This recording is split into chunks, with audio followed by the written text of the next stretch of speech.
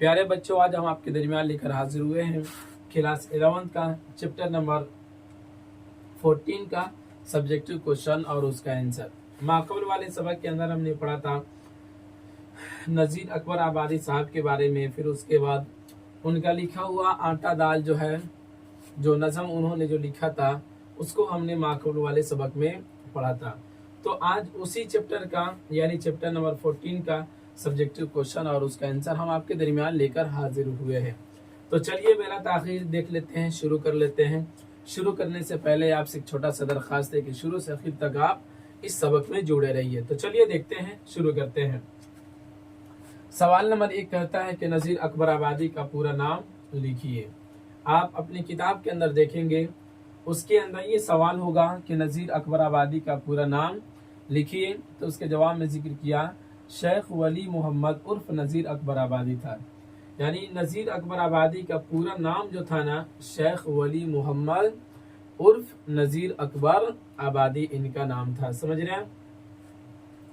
सवाल नंबर 2 कहता है कि वो कहाँ पैदा हुए, मतलब कौन सी जगह पैदा हुए। जवाब जिक्र किया वह दिल्ली में पैदा हुए। सवाल नंबर 3 कहता है दिल्ली पर नादिर शाह का हमला कब हुआ। तो उसके जवाब में जिक्र किया 1739 ईस्वी में दिल्ली पर नादिर शाह का हमला हुआ। जब इन लोगों का ज़माना था तो आप जानते हैं कि 1857 ईस्वी, फिर उसके बाद 1947 ईस्वी से पहले हमारे देश का हालात किस तरीके से था।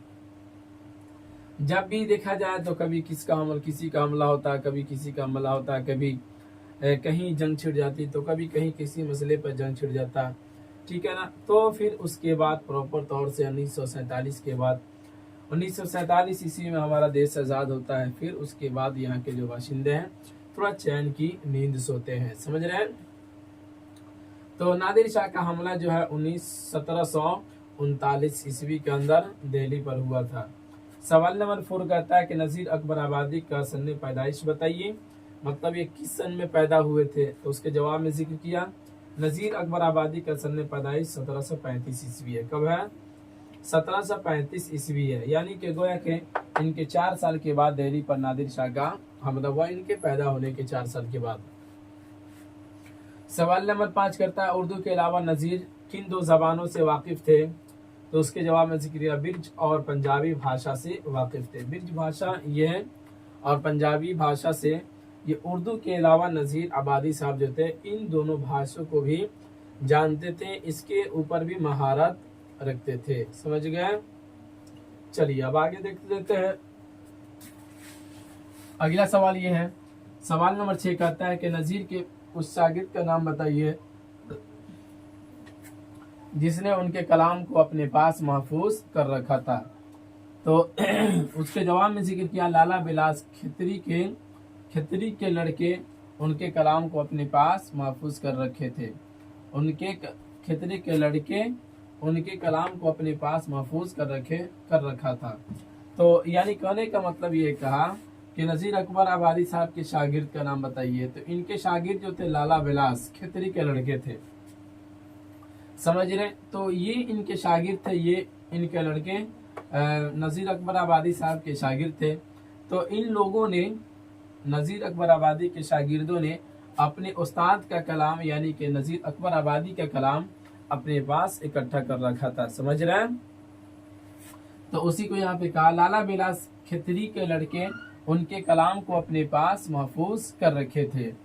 सवाल नंबर 7 कहता है कि नज़ीर का विसाल कब हुआ, यानी कब ये इस दुनिया से वो चल गए। तो उन जवाब में जिक्र किया उनका विसाल 1830 ईस्वी के अंदर हुआ था। कब हुआ था? 1830 ईस्वी के अंदर इनका विसाल हुआ था। सवाल नंबर 8 कहता है दुनिया के तमाम ज़ीरूह को क्यों आटा दाल की तलाश रहती है। दुनिया के अंदर जितने भी ज़ीरूह हैं यानी जान वाले लोग, रूह वाले हैं, तो उसको आटा दाल की तलाश क्यों रहती है।